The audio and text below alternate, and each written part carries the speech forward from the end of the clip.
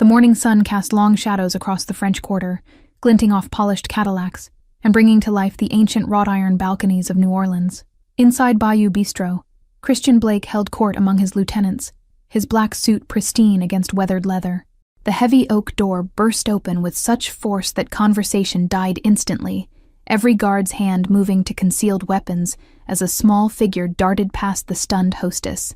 A little boy no older than 6, tears streaming down his dirt-smudged face, stood trembling in the center of the room. "Please help! They're hurting my mom!"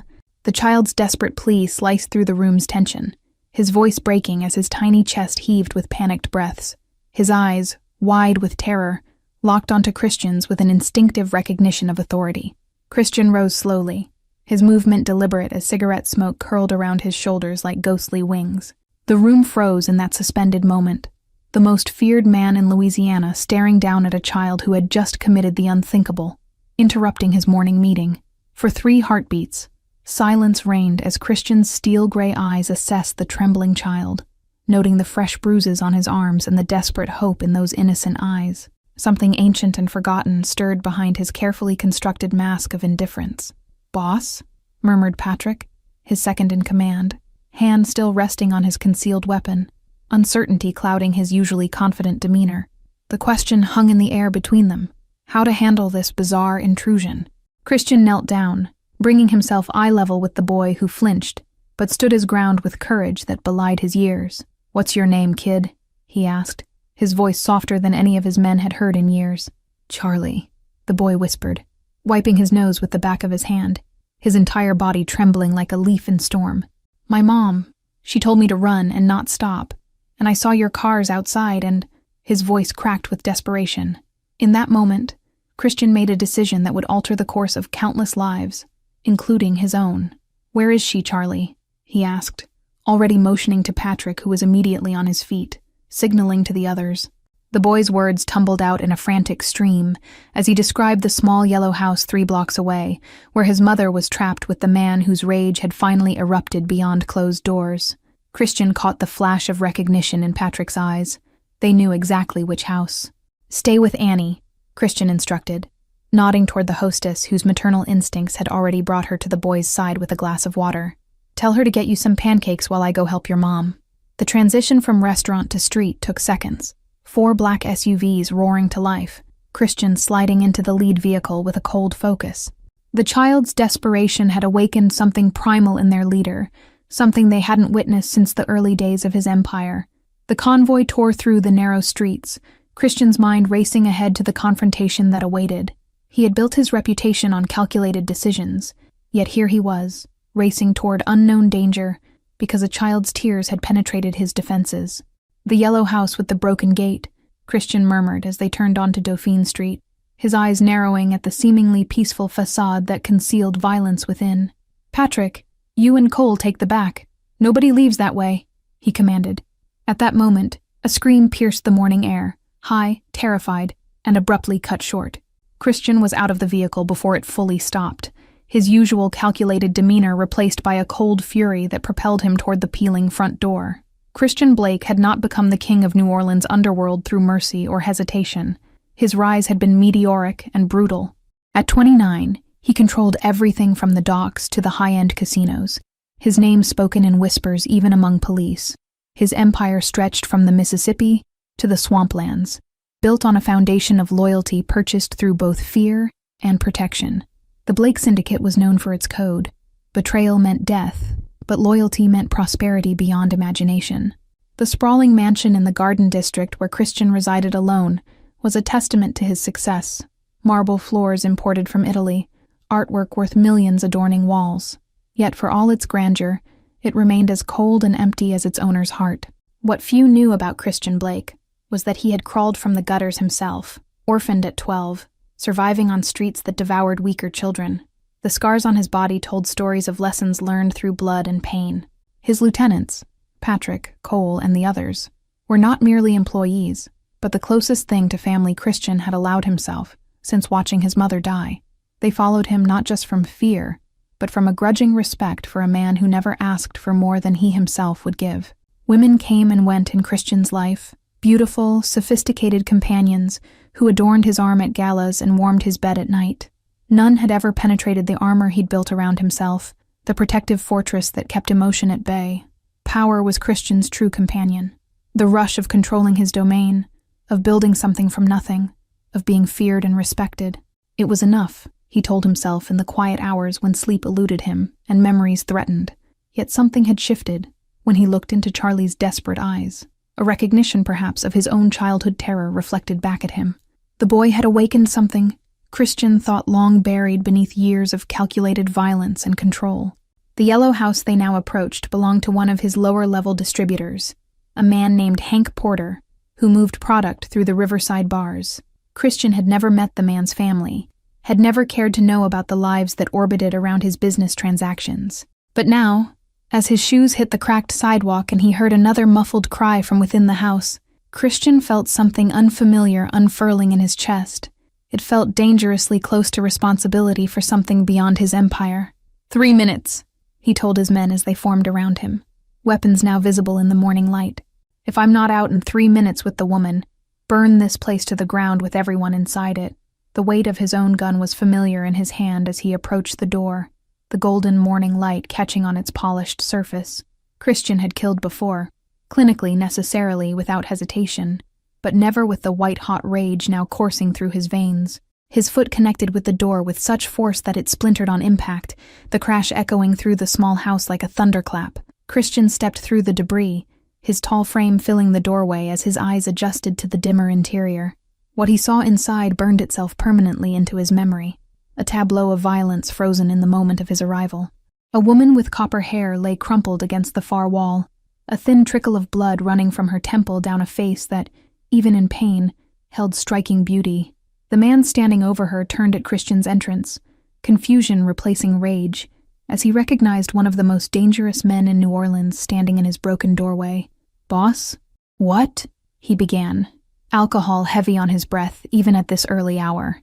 "The boy found me," Christian said simply, his voice deceptively soft as he stepped fully into the room, taking in every detail, the overturned furniture, the shattered glass, the bruises already forming on the woman's exposed arms. "He made a better choice than you did." The woman's eyes fluttered open at his voice, revealing irises the color of summer storms, gray with flecks of blue that widened in confusion and fear at the sight of the armed men filling her small living room. She tried to speak, but only managed a pained gasp. "Christian Blake," she whispered, recognition dawning in those storm cloud eyes, her body instinctively pressing further against the wall, as if trying to disappear into it. The fear in her gaze was different from what he usually saw. Not fear of the unknown, but fear of knowing exactly who stood before her.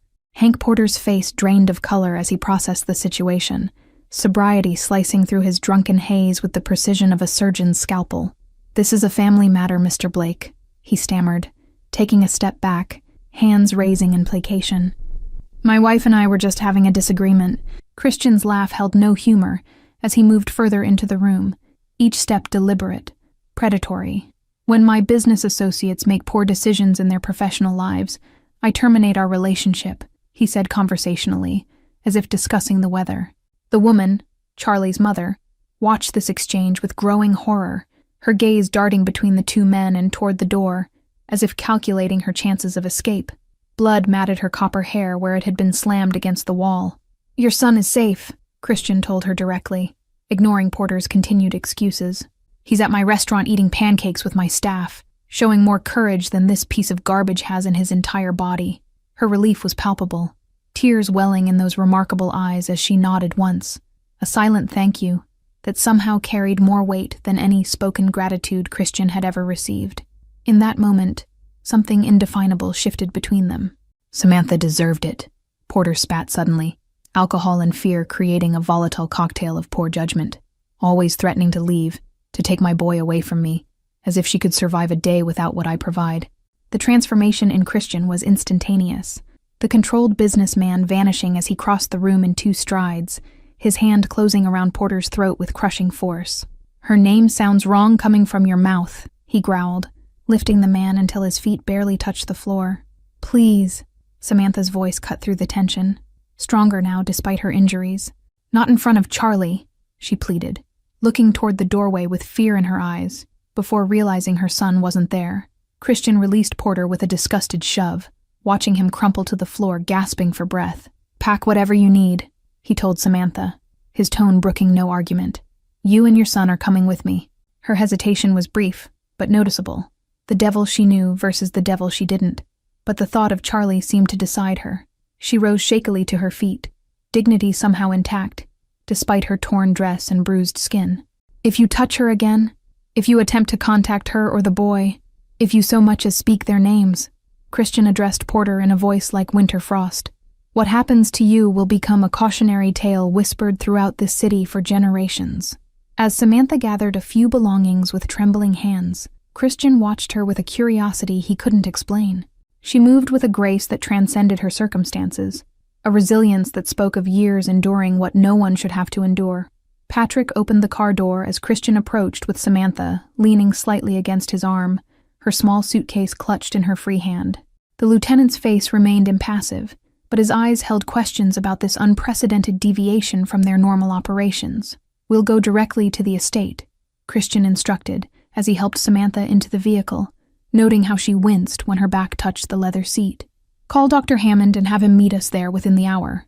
The journey through New Orleans passed in tense silence, Samantha staring out the window at the city transforming from the working-class neighborhoods to the opulent garden district. Her face reflected in the tinted glass showed a woman struggling to process the sudden upheaval of her world.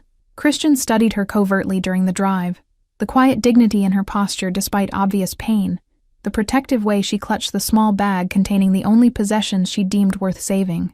No wedding ring adorned her finger, he noticed, though her skin bore the telltale mark of one recently removed. The Blake estate emerged from behind ornate iron gates that opened automatically as their convoy approached, revealing manicured gardens surrounding a colonial mansion that spoke of old money and power. Samantha's sharp intake of breath was the only indication of her surprise at the grandeur. "Charlie is already here," Christian informed her as the car came to a stop at the grand entrance. "My housekeeper, Mrs. Bennett, has been keeping him entertained in the kitchen.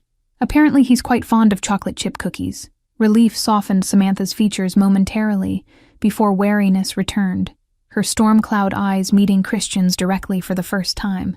"Why are you doing this?" she asked quietly, her voice carrying neither accusation nor gratitude, merely a genuine desire to understand. The question caught Christian off guard. Straightforward inquiries about his motives were rare in his world of calculated moves and countermoves. "Your son showed extraordinary courage coming to find help," he answered simply, offering his hand to help her from the car. Charlie's excited cry of, "Mom!" cut through the formal atmosphere as they entered the marble foyer, the boy running from the direction of the kitchen with chocolate smeared across one cheek. He stopped short at the sight of his mother's injuries, his small face crumpling with a mixture of relief and renewed distress. Samantha dropped to her knees despite the pain it clearly caused her, gathering her son into a fierce embrace that spoke volumes about their bond. "You were so brave, my little knight," she whispered into his hair, tears finally breaking through her composed exterior. Christian watched this reunion with an unfamiliar tightness in his chest, suddenly feeling like an intruder in his own home. He signaled silently to Mrs. Bennett, who appeared discreetly in a doorway, her kind face showing concern but not judgment at the scene before her. "Please show Mrs. Porter and Charlie to the East Wing guest suite," he instructed, deliberately using the formal title despite knowing from Samantha's earlier reaction that she likely didn't consider herself married anymore. "Dr. Hammond will be arriving shortly to check on our guests." Charlie looked up at Christian with those same brave eyes that had captured his attention in the restaurant, though now they held something new, a child's simple trust that pierced through layers of hardened cynicism. "You saved my mom, just like you said you would," he stated with absolute certainty. Samantha rose shakily, keeping her son close against her side as she faced Christian. "We can't stay here," she said softly, though the statement lacked conviction, as her eyes darted toward the impressive staircase that led to security she hadn't known in years. "You can and you will, at least until we determine your next steps," Christian replied, his tone leaving no room for argument, though his words were carefully chosen. "Your safety is now my concern, whether that fits into your plans or not." Dr. Hammond's examination revealed the extent of Samantha's injuries: 3 cracked ribs, a mild concussion, and numerous contusions in various stages of healing that told a story of ongoing abuse. His grim expression as he exited the guest room spoke volumes to Christian, who waited in the hallway. "This isn't the first time she's been hurt, and some injuries never properly healed," the doctor reported quietly, packing away his equipment with methodical precision. "She needs rest, proper nutrition, and time away from whoever did this to her." Christian nodded, a muscle working in his jaw as he processed this information. "She'll have everything she needs here," he assured the doctor, already mentally cataloging the resources required to ensure both mother and son could recover without worry. Later that evening, after Charlie had fallen asleep in the adjoining room of their suite, Christian found Samantha standing on the private balcony, overlooking the illuminated gardens. Fresh bruises bloomed against her pale skin, contrasting sharply with the elegant silk robe Mrs. Bennet had provided. "Porter wasn't just my distributor," Christian stated without preamble, watching how Samantha's shoulders tensed at the mention of her abuser. "He also had connections to rival organizations that have been encroaching on my territory. Connections he kept hidden from me." She turned slowly, moonlight casting her features in silver and shadow. "Is that why you intervened?" she asked, no accusation in her tone. "Merely a woman seeking to understand her current circumstances. Because he betrayed your business interests?" Christian considered lying. It would be simpler, cleaner, maintaining the emotional distance he preferred. But something in those storm cloud eyes demanded honesty. "I intervened because your son reminded me of someone I once knew," he admitted, surprising himself with the truth. Samantha nodded slowly, accepting this answer as she wrapped her arms around herself in a protective gesture. "Charlie has always seen the best in people, even when there's little good to find," she said softly, her gaze returning to the moonlit garden. "How did you know who I was?" Christian asked, recalling her recognition when he'd entered her home. "Most people in this city know my name, but few would recognize my face immediately." A bitter smile touched her lips briefly as she traced a pattern on the stone balustrade. "Before Charlie, I worked as a paralegal for Westbrook and Associates. They handled several cases involving businesses that paid protection to your organization," she explained. This revelation surprised Christian. Westbrook was one of the most prestigious law firms in Louisiana, representing wealthy clients and corporate interests. "That's quite a fall from paralegal to—" He trailed off, unwilling to put into words the situation he'd found her in. "To battered wife of a low-level drug dealer?" Samantha finished for him, a spark of defiance flaring through her exhaustion. Porter was a client at the firm, charming, attentive, everything a lonely single mother thought she wanted in a partner. The pieces began to align in Christian's mind as he leaned against the doorframe, keeping a respectful distance. "He targeted you for your access to information about our operations," he concluded, watching her face carefully for confirmation. Samantha nodded, tears gathering but not falling. "By the time I realized what he was doing, he had isolated me completely from friends and colleagues, convinced my former boss I was stealing client information," she said quietly, her voice steady despite the emotion behind it. "When did the abuse begin?" Christian asked, though he suspected he already knew the answer. Men like Porter followed predictable patterns: charm, isolation, control, and finally violence when other methods of domination proved insufficient. "The first time he hit me was the day I tried to leave with Charlie," she answered, one hand unconsciously rising to her cheekbone where a faded scar was barely visible beneath her makeup. "He made it clear that if I ever tried again, he would take Charlie from me permanently." Christian felt cold fury rise within him at this confirmation, but kept his expression neutral. "And the rival organization he was feeding information to?" he prompted, needing to understand all dimensions of this situation that had so unexpectedly entangled with his own. "The Cardona family from Miami," Samantha revealed, her voice dropping to nearly a whisper as if the name itself might summon danger. "I found correspondence. They're planning something big, using Porter as their entry point into New Orleans." Days stretched into weeks at the Blake estate, spring blossoming across the gardens as Samantha's visible wounds began to heal. Charlie adapted to their new environment with the resilience of childhood, quickly becoming a favorite among the staff, who had never heard childish laughter echo through the austere halls. Christian found himself increasingly drawn to the East Wing where his unlikely guests resided, initially justifying these visits as security briefings about the Cardona threat. Samantha's insights into Porter's connections proved invaluable, her analytical mind impressing even Patrick, who rarely approved of civilian involvement.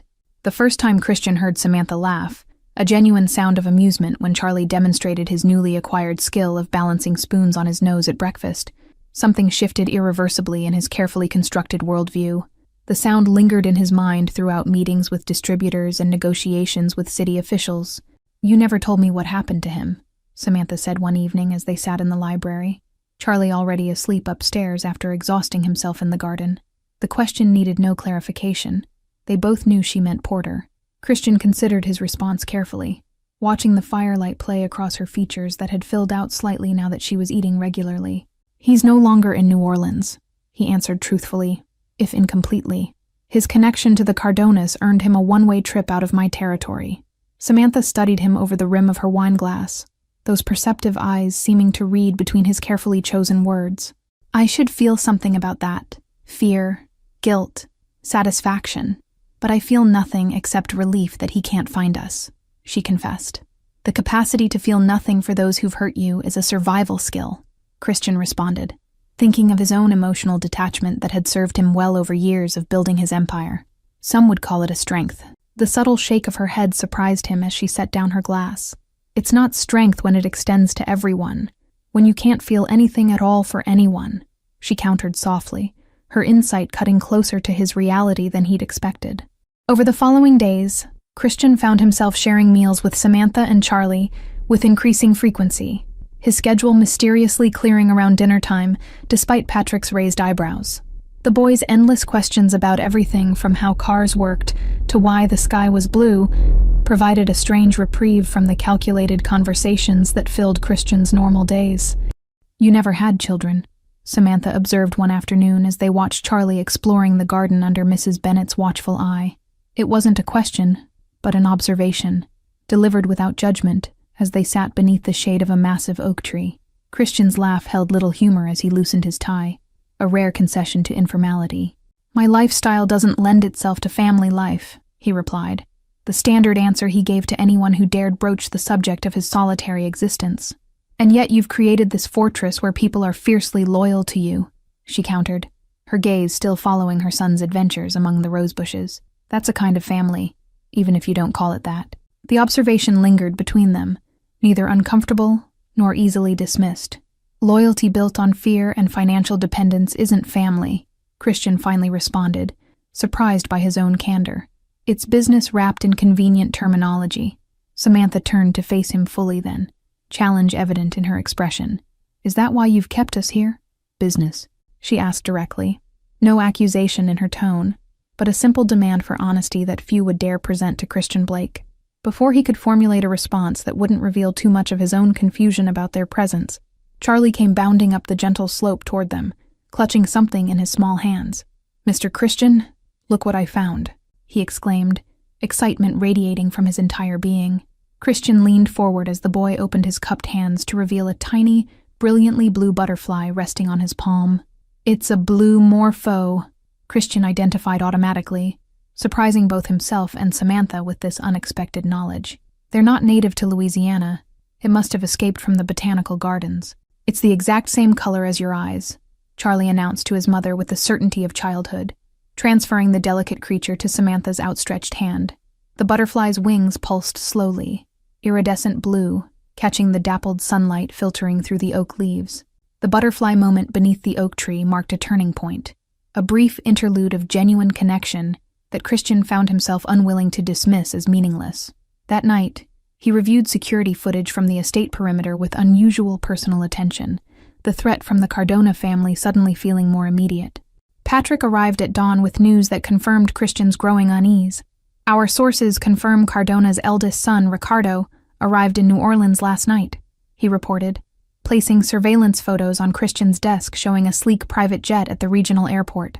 Christian studied the images with narrowed eyes, mentally calculating the implications of Ricardo's personal involvement. He wouldn't come himself unless they were ready to move, he mused, tapping one finger against the polished mahogany surface. "There's more," Patrick continued, sliding forward another photograph, this one showing Hank Porter leaving the terminal with Ricardo, his face partially obscured by sunglasses but unmistakable to those who knew him. "Apparently, your mercy was misplaced. The boy starts school next week," Patrick reminded him with uncharacteristic gentleness. "We can't keep them in protective custody forever without explaining why. She deserves to know the full scope of the danger." That evening, after Charlie had been tucked into bed with stories of pirates and treasure, Christian invited Samantha to his private study. The room, with its floor-to-ceiling bookshelves and leather furnishings, reflected the man himself, organized, intimidating, yet hiding unexpected depths. "Porter is back in New Orleans," Christian stated without preamble as he poured 2 glasses of bourbon, watching Samantha's face pale at the news. "He's working directly with Ricardo Cardona now, which elevates the threat significantly." She accepted the drink with steady hands despite the fear evident in her eyes. "They know I'm here," she concluded, her quick mind connecting the implications immediately. "They know what information I have about their operations." Christian nodded, respecting her enough not to soften the truth. "The Cardonas want to eliminate me and take control of New Orleans. Porter wants revenge on both of us, and he knows Charlie is your vulnerability," he explained, laying out the situation with brutal clarity. "We should leave," Samantha said immediately, setting down her untouched drink. "Your involvement with us has put you in their crosshairs even more directly. We're a liability you never asked for."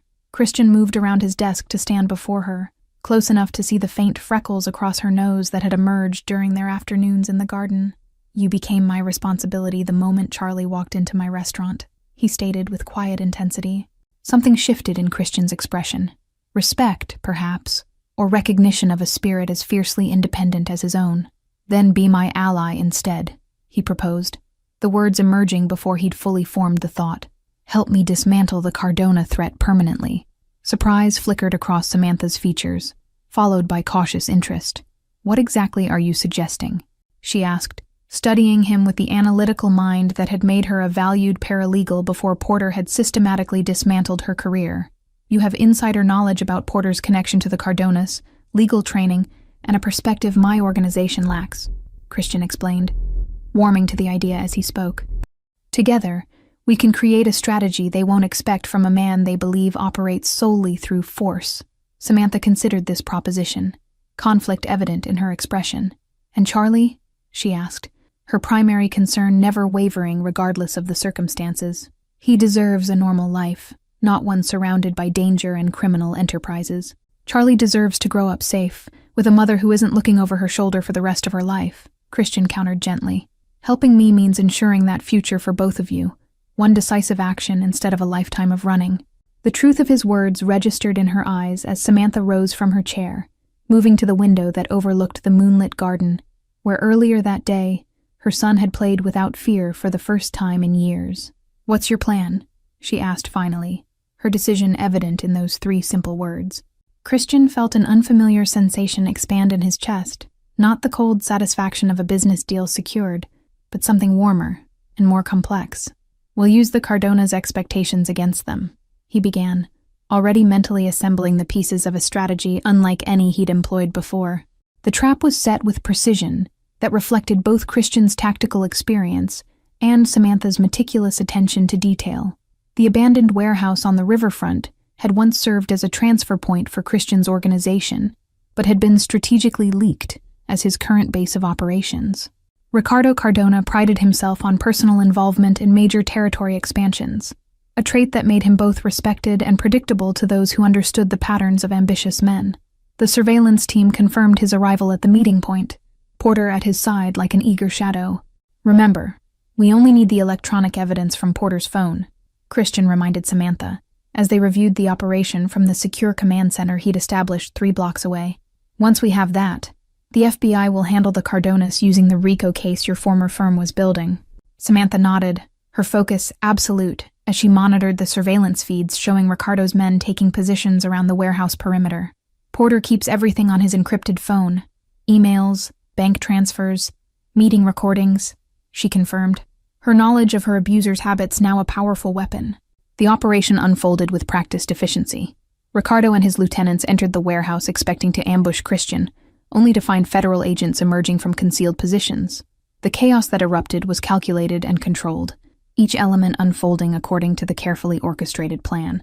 "Porter is trying to escape through the east exit," Samantha reported suddenly, her attention fixed on a monitor showing a solitary figure breaking away from the main confrontation. "He's not with the main group being detained."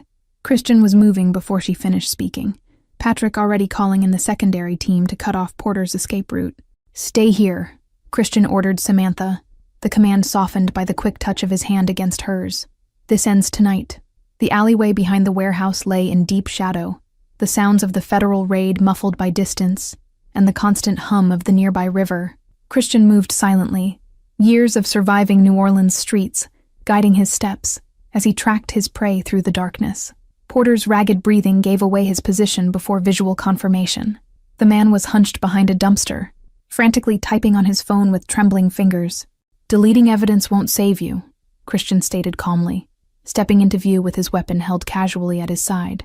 Terror flashed across Porter's face as he scrambled to his feet, the phone clutched against his chest like a shield. "Blake," he gasped, eyes darting for escape routes that didn't exist. "This isn't what it looks like. I was forced to work with them." "You seem to be forced into a lot of situations," Christian observed coldly, advancing with measured steps. "Forced to betray me, forced to work with Cardona, forced to beat your wife when she discovered what you were doing." Porter's expression shifted from fear to desperation, the cornered animal ready to lash out with anything available. "She was mine before you took her," he snarled, something unhinged flickering behind his eyes. "Everything was fine until that brat ran to you." The mention of Charlie ignited Christian's fury, though his exterior remained chillingly calm. "Give me the phone, Porter," he demanded, extending his hand with the absolute certainty of a man accustomed to being obeyed. "Your only choice now is how this ends for you." For a moment, it seemed Porter might comply, his survival instinct briefly overriding his rage, but then his expression hardened with the special hatred of a man with nothing left to lose. "You want the phone?" he taunted, pulling a small revolver from his jacket pocket. "Come take it." What happened next unfolded in heartbeats. Porter raising his weapon, a shot echoing through the alleyway, and Porter crumpling to the ground clutching his shoulder. Behind Christian stood Samantha, her hands steady on the pistol Patrick had apparently provided for her protection. "I told you to stay at the command center," Christian said quietly as he approached her, noting the perfect stance that spoke of someone who had prepared for this moment. Her eyes remained fixed on Porter's writhing form, no hint of regret or hesitation in their stormy depths. "You don't get to order me around, remember?" she replied, her voice remarkably steady as she lowered the weapon. "Partners make decisions together, and I decided I wasn't letting him take another shot at my future." The federal agents arrived moments later, securing Porter and retrieving the phone that contained everything needed to dismantle the Cardona organization's expansion plans. As they led him away, Porter's venomous gaze fixed on Samantha with undisguised hatred. "This isn't over," he spat, blood staining his expensive shirt. Christian stepped between them, shielding Samantha from those hate-filled eyes. "It was over the moment you underestimated her," he stated with quiet finality, watching as the federal agents pushed Porter into a waiting vehicle that would take him far from New Orleans. 3 months after the warehouse operation, the Cardona organization had been effectively dismantled through a combination of federal prosecution and strategic pressure from Christian's syndicate. Ricardo faced multiple life sentences, while Porter had turned state's witness in a desperate attempt to reduce his own sentence. Samantha stood on the balcony of what was now officially her suite in the East Wing, watching Charlie chase fireflies across the twilight garden with Mrs. Bennett's grandchildren who visited every Sunday. The sound of his carefree laughter still felt like a miracle after years of enforced silence in Porter's house. "The prosecutors called today," Christian announced as he joined her, loosening his tie after a day of meetings that increasingly focused on legitimate business ventures rather than his traditional operations. Porter's testimony secured convictions for the entire Cardona leadership. "I've been thinking about Charlie's education," Christian ventured after a comfortable silence, watching the children below construct an elaborate fortress from garden furniture and blankets. "The Academy on St. Charles has an excellent reputation and discreet security protocols." A small smile played at the corners of Samantha's mouth as she turned to face him. "You've already arranged it, haven't you?" she asked knowingly, having grown accustomed to Christian's tendency to solve problems before they were even fully articulated. "I may have had a preliminary discussion with the headmaster," he admitted with the faintest hint of sheepishness that only she ever witnessed. "But the final decision is yours, as always." The "as always" hung between them, an acknowledgement of the careful boundaries they had established, the respect for autonomy that formed the foundation of whatever this was becoming. "Thank you for consulting me this time," Samantha replied, genuine appreciation warming her voice. Below in the garden, Charlie had apparently declared himself king of the fortress, a paper crown crafted by Mrs. Bennett perched jauntily on his dark curls. "He's healing," Samantha observed softly, maternal pride evident in every line of her face. The nightmares are less frequent now. Christian nodded, remembering the early weeks when Charlie's terrified screams had echoed through the mansion at 3 a.m, bringing both of them running to comfort the boy who feared his father had returned. Children are remarkably resilient when given safety and stability. And what about their mothers? Samantha asked, turning to face Christian fully, the question layered with meanings neither of them had dared to directly address in the months following the warehouse confrontation. Are they resilient too? Christian studied her face in the fading light, the strength that had drawn him from the beginning, now complemented by a confidence that came from reclaiming her own power. I think they're the most resilient of all, he answered honestly, allowing himself to truly see her. Samantha set down her wineglass, her movements deliberate as she closed the distance between them. I've made a decision, she stated, the directness that he had come to appreciate evident in her tone. About our arrangement here. Christian felt an uncharacteristic moment of uncertainty. The possibility that she might leave now that the threat was eliminated had haunted him more than he cared to admit. Whatever you need, it's yours, he offered, the words emerging more vulnerable than intended. What I need, she began, her storm cloud eyes holding his with unwavering intensity, is to stop pretending that what's between us is merely convenient or strategic or temporary. The admission hung in the air between them, neither a question nor a demand, but a simple truth finally acknowledged. Samantha, Christian breathed her name like something precious, his carefully maintained control wavering for perhaps the first time in his adult life. I'm not asking for promises or declarations, she continued, her practical nature asserting itself even in this moment of emotional honesty. I'm simply acknowledging what's already here, something neither of us planned but both of us built, day by day. Christian reached for her then, his touch gentle as he traced the line of her jaw with fingers that had ordered deaths and built empires, but now trembled slightly at this far more consequential contact. I've never been good at naming what matters to me, he admitted quietly. Then don't name it, Samantha suggested, leaning into his touch with the trust that had been earned through actions rather than words. Just show me, as you've been doing since the day you broke down Porter's door. When their lips finally met, it felt like the inevitable conclusion to a story that had begun with a desperate child running into a restaurant, and the unlikeliest of heroes rising to answer the call. The kiss deepened with months of unspoken longing, finally finding expression. Below in the garden, Charlie looked up at the balcony and nudged Mrs. Bennett, pointing with the innocent perception of childhood at the two figures silhouetted against the warm light from within. The older woman smiled knowingly, ushering the children inside with promises of ice cream to give the adults their moment of privacy. Later that night, after Charlie had been tucked in with stories and kisses, Christian and Samantha sat in the library discussing the future, not with grand declarations or dramatic promises, but with the practical considerations of two people who had survived enough to value substance over sentiment. The legitimate businesses need expansion, Christian mused, Samantha's head resting comfortably against his shoulder as they shared the oversized leather chair.